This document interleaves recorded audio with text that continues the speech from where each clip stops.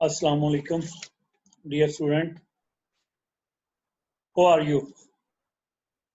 Mohammad Zahir Iqbal, Active Biology, Superior Group of Colleges. Learning management system में आपको खुशामदीद कहता है। आज हमारा लेक्चर जो है वो यूनिटरी सिस्टम है। यूनिटरी सिस्टम में हम unitary system, transfer section of kidney और नेफ्रॉन की स्ट्रक्चर जो है इसको आज हम डिस्कस करेंगे। तो let's start with unitary system. A pair of kidney जो है that is present inside the body। ये जो किडनी है अगर हम इनको देखें तो ये 12th thoracic vertebra, जो thoracic vertebra लास्ट है वहां से लेके ये नीचे आपको नजर आ रहा है, ये लिम्बर का 3 वर्टिब्रा है, 3rd वर्टिब्रा ऑफ लिम्बर, वहां तक ये प्रेजेंट होते हैं, यानी कि ये इनकी लोकेशन है एब्डोमिनल कैविटी में। उसके साथ साथ अगर हम एक किडनी की देखें, लेंथ देखें तो ये तकरीबन 11 से लेके 14 सेंटीमीटर तक ये लॉन्ग होता है, इसकी लेंथ होती है, जबकि 6 सेंटीमीटर ये वाइड होता है अमूमन। वेट में मेल और फीमेल में थोड़ा सा 10% का फर्क होता है। मेल में ये 125 से लेके 170 ग्राम तक साइज होता है, जबकि फीमेल में ये 115 टू 155 सेंटीमीटर तक इसका वेट होता है। आपको नजर आ रहा है लोकेशन में, राइट किडनी थोड़ा सा नीचे है, लेफ्ट किडनी थोड़ा सा ऊपर है। ये जो राइट और लेफ्ट का डिफरेंस है ये बेसिकली ड्यू टू द इस वजह से है कि इसके ऊपर लिवर और स्प्लीन प्रेजेंट होती है, जिसकी वजह से राइट किडनी जो है ये थोड़ा सा डाउनवर्ड है, लेफ्ट जो है वो थोड़ा सा ऊपर है। अब हम बात करते हैं, किडनी जो है ये बीन शेप है, एक साइड से ये कन्वेक्स और दूसरी साइड से कनकेव है, और that consist of millions of functional units which are called as nephron. अब एक किडनी जो है इसको ब्लड सप्लाई होता है through the abdominal aorta. Abdominal aorta से ये देखें ये शाख निकली हुई है, इधर से ये छोटी छोटी ब्रांचेस निकली हैं जिनको हम रीनल आर्टरीज कहते हैं। ये सप्लाई करती हैं blood to the kidney. Kidney को अगर हम इनका साइज देखें, जैसे मैंने पहले आपको कहा कि वेट में ये थोड़ा सा कम होते हैं।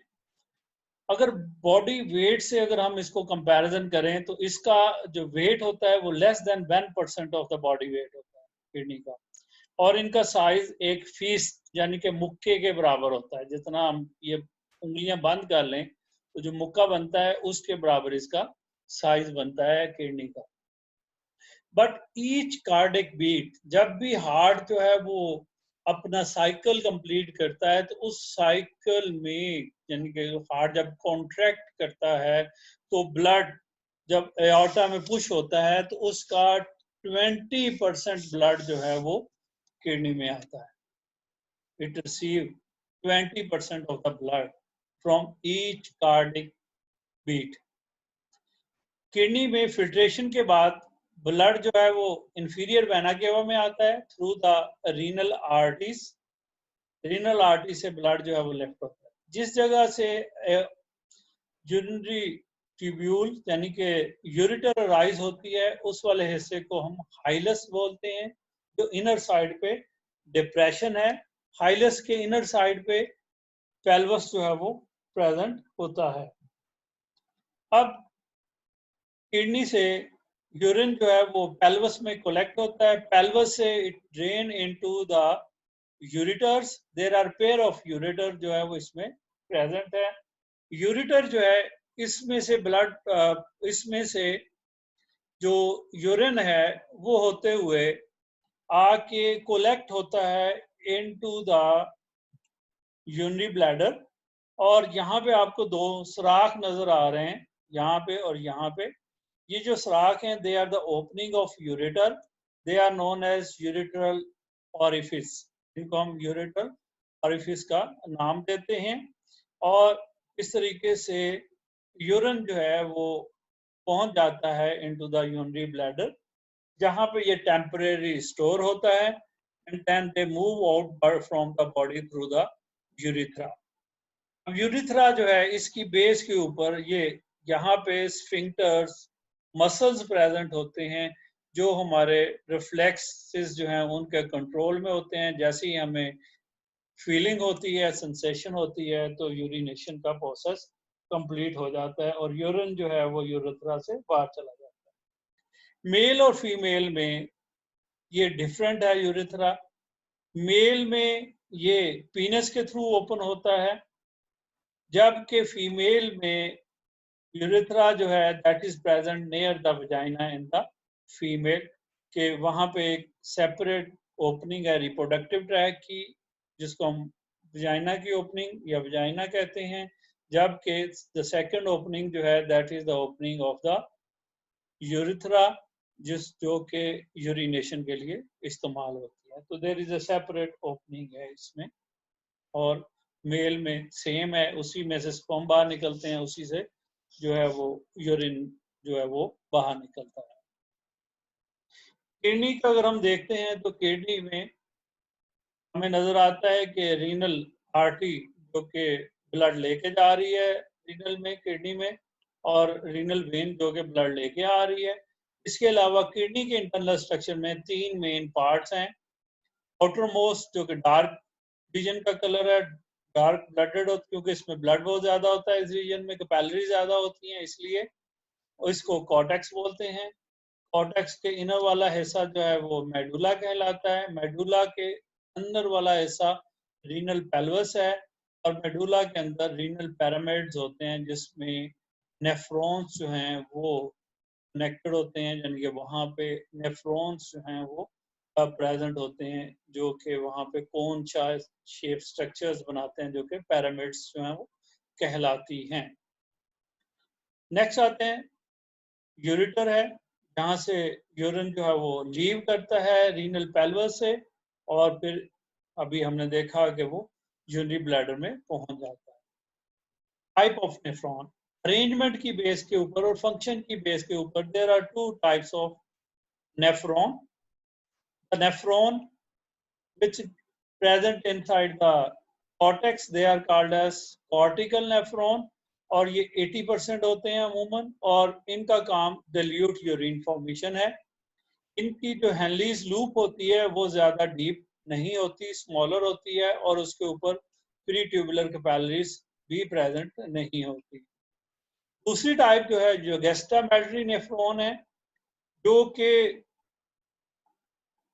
वुमेन कैप्सूल तो उनका कॉर्टिकल रीजन में, कॉर्टेक्स में ही होता है, लेकिन उनकी लूप ऑफ हैनलेस जो है वो बहुत एलोंगेटेड होती है, along with extra peritubular capillaries, जिनको हम वाजा रेक्टा कहते हैं, और they are involve in the production of concentrated urine, और ये तकरीबन 20% होते हैं किडनी के अंदर।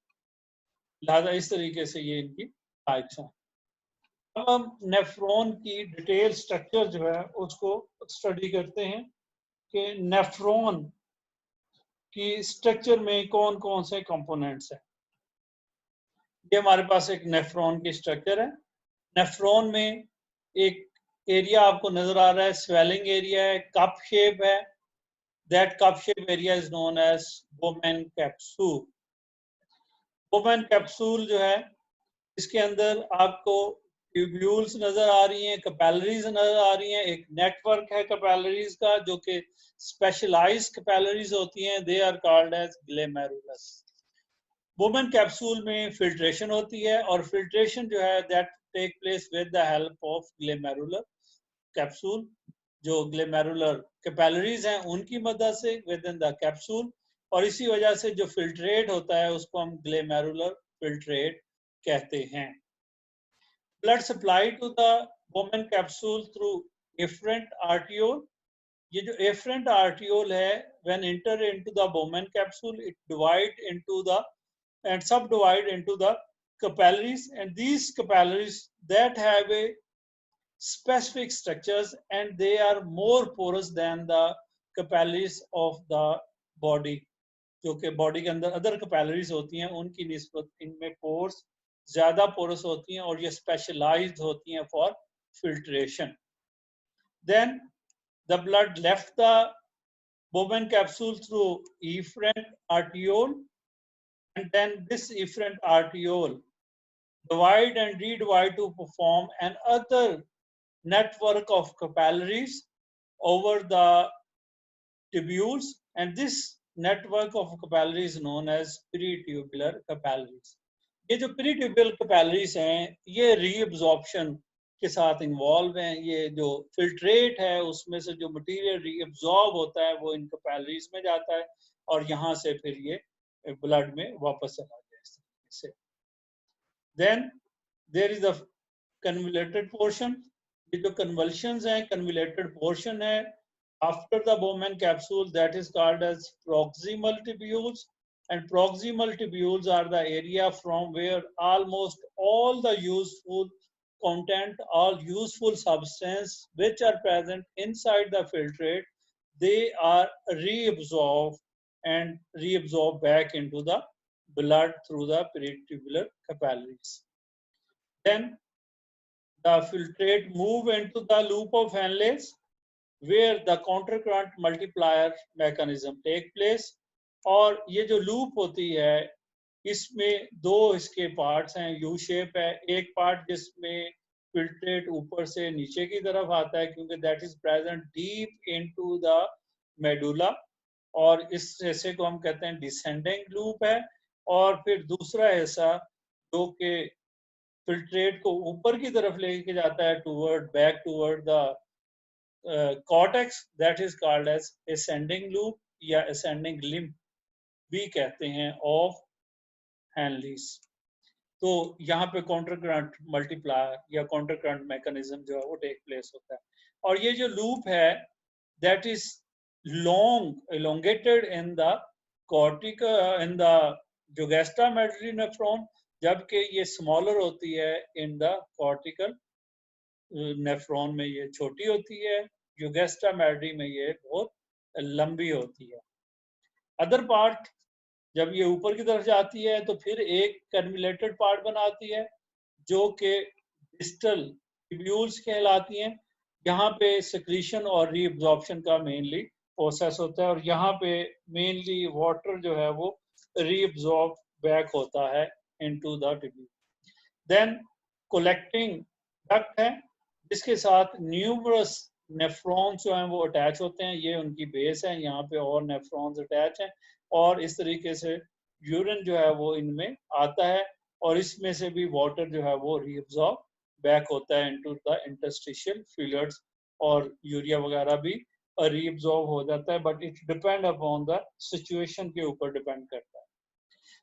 Another tubular network on the loop of Henle जो कि जुगेस्ट्रामेडुलरी नेफ्रॉन में होता है, इसको बोलते हैं वाजा रेक्टा.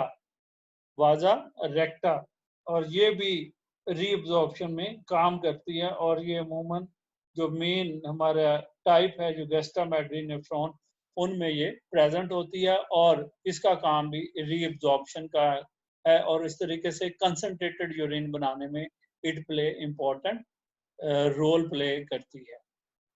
तो ये था हमारा आज का लेक्चर और उम्मीद है आपको समझ आया होगा. फीडबैक ज़रूर दीजिएगा और आपको मेरी तरफ से अल्लाह हाफिज़. अल्लाह ताला आपका हामी नासर हो और अल्लाह हाफिज़.